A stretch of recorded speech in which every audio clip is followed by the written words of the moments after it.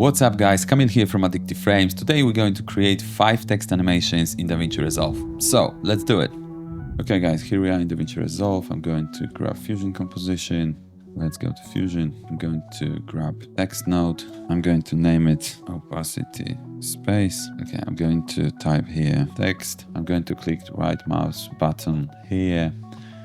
I'm choosing follower. I'm going to modifier. Make sure you've got between each character. I'm going to type 2 in delay, hit enter, and I'm going to transform, and on frame 16 click diamond on spacing. Make sure you've got characters here.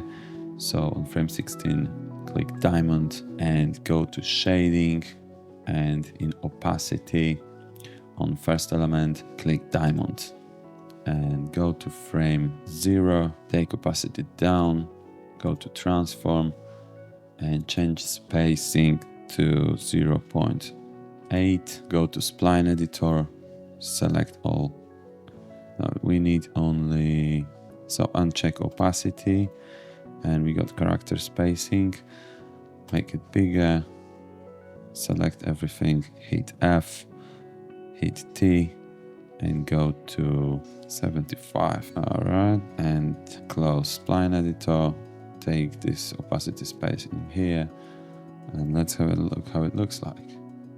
Go to tools of node text and change this to 0.2 so that is bigger, and we've got this animation. Next one, I'm going to grab text node. I want to name it out back Y, and I want to change size to 0.2 and make sure that this one is in the window, so grab it here. Type in text, capital letters text, and click the right mouse button, go to follower, go to modifier. Make sure you got between each character, delay will be 2, and go to transform, and on frame 10 go to size and choose diamond on Y option. Go to frame number 0, put it down, and make sure on transform you've got characters as well.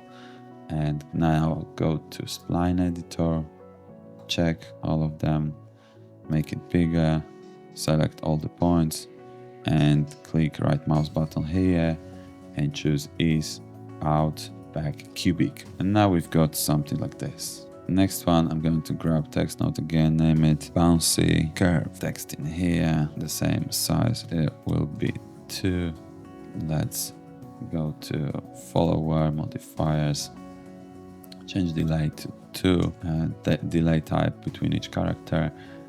Go to shading, and on frame number 2 select opacity, go back to frame number 0, take opacity down, go to frame number 5, and now we can see this outback Y, so we need to hit 2 on bouncy curve, and now we can see this text node in the window.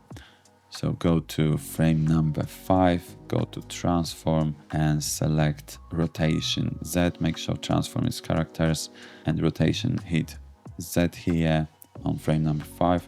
Go to frame number 0 and type -20. Now go to frame number 10, go to transform and make sure you still got characters. Hit diamond here and offset, you will show the path, but you can easily come back to follower. So offset on frame number 10 is animated, and now go to frame number 0 and choose offset Y 0.05. Go to spline editor, uncheck opacity, uncheck angle Z, and remain just leave displacement and make it bigger.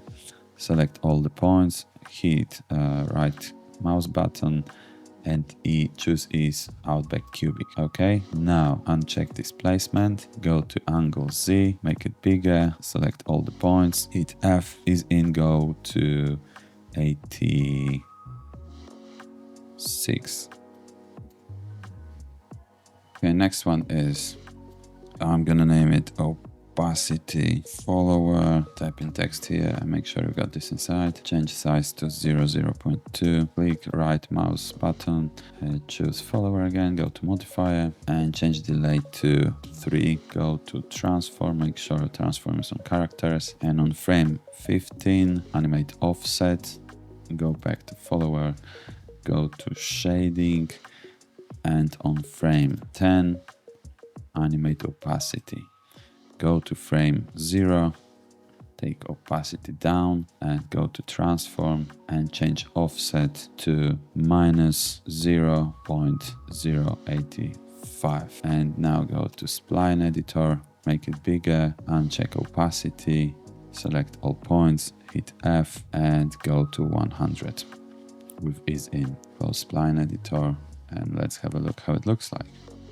And you've got something like that. Okay, we're going to do a 5th animation. Let's grab text, name it opacity X only. Let's grab it to the window, type in text. Let's change size to 0.2, sorry, and go to follower modifier, change delay to 2, go to transform, make sure you on frame number 10, go to size, animate diamond on option X, go to shading, animate opacity, go back to frame number 0, change opacity to 0, go to transform and change size X to 0. Okay, now open spline editor, uncheck opacity and select all the points, hit F and go with ease into 75. Close spline editor, play it, and we've got something like this.